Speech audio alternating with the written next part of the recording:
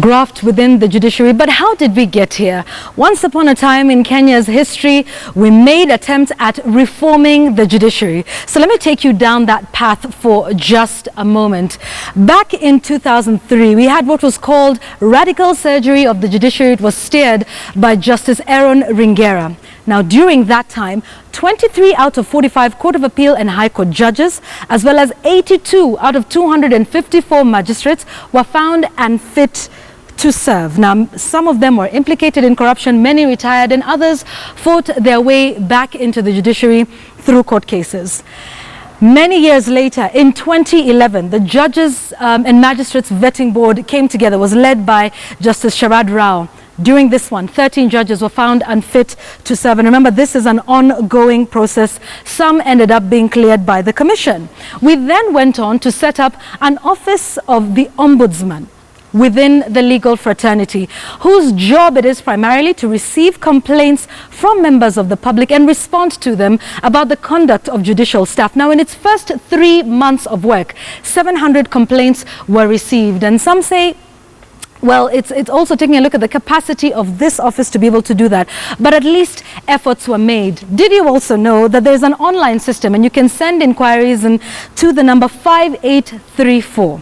This is how far we came with judicial reforms, and we thought we were on the right track. Then we started to hear allegations, that of Tunoi, and finally this that came out of the Chief Justice himself in a newspaper interview abroad. He talked about Kenya being run by bandits, essentially being a bandit economy. Locally, I want you to listen to what he had to say just last week. Some very damning allegations coming from the head of the Supreme Court of Kenya. Listen to this. It causes me a lot of pain that an election involving judges and magistrates will be corrupt.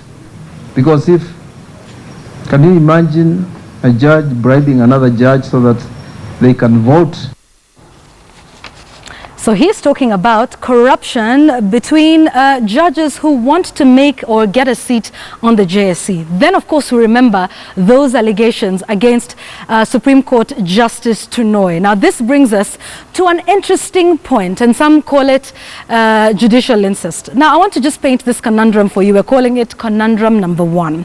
First, before we get there, you need to understand the membership of the JSC. At the head is the Chief Justice. We have a representative from the Supreme Court, that is Justice Smokin Wanjala. Mohamed Wasame representing the Court of Appeal. Agri Muchelule representing the High Court. Tom Ojienda together with Florence Mwangangia, the two representatives that come from the Law Society of Kenya. You of course have the Attorney General, you have Professor Kobia, who's representing the Public Service Commission, and these two individuals representing members of the public. Now, let's just stay here for a moment, because this is where we come to conundrum number 1.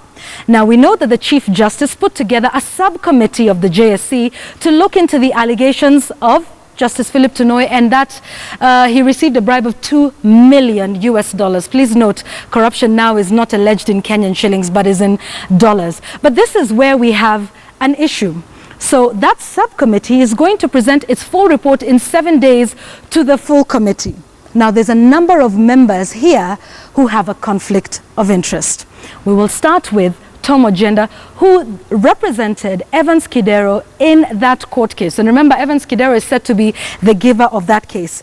The other conundrum, there's other interested parties. One of them is Mohamed Wasame. He sat in the Court of Appeal that heard the petition from Waititu on the lower court and ruled that Kidero was not validly elected. So you can see there's already a number of members there, including Smokin Wanjala, who sat in the court of the Supreme Court hearing on Kidero's case. So already a conflict of interest.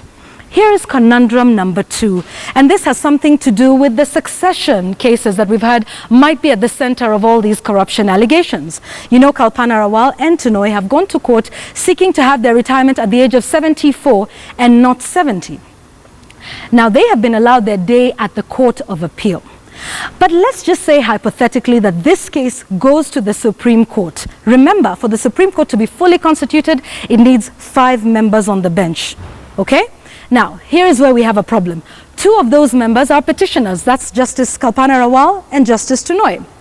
2 others are in the JSC, which itself is a petitioner in this case and has a stake to play. only 3 would have no direct interest in the matter. And some say, like Okoiti Omtata, that all the other 3 do have a stake. Why?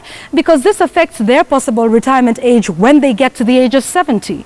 So where are we now with the state of the judiciary, when you have such damning claims and when you have all of this confusion, not to mention even the membership itself of the JSC, when you have certain members of the LSK represented there but still presenting cases before these very judges that they vetted? Where are we now when we have all of these allegations touching the highest level of the court in the land?